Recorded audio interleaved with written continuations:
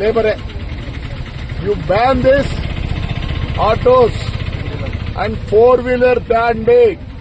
ఇవన్నీ ఎందుకు యాక్సిడెంట్లు అవుతారంటే ఇక్కడ ముగ్గురు డ్రైవర్ మధ్యలో ఉంటాడు. ఏమే ఆ మోకాళ్ళు తిప్పాలంటే ఏదో ఒక మోకాలు అడ్డుకుంటాది. వాడు ఎక్స్పెక్ట్ చేసి ఇప్పుడు స్టీరింగ్ ఉంటే తిప్పుతాడు. ఇక్కడేమైతుంది పక్కనుండే మోకాళ్ళు అడ్డుకొని అది తిరగదు. ఇట్లా అన్నప్పుడు సడన్ గా మోకాళ్ళు కొన్ని యాక్సిడెంట్లు అయితే 3-వీలర్ని బ్యాన్ చేయండి. ప్రతి నెల కనీసం 50-60 మంది చచ్చిపోతున్నారు. ఇంకోటి నేను చెప్పేది వాళ్ళ 5 లక్షలతో పెద్ద షావుకారులు గారు ఖచ్చితంగా వాళ్ళ పిల్లలకు ఉద్యోగాలు ఇవ్వాల్సిందే.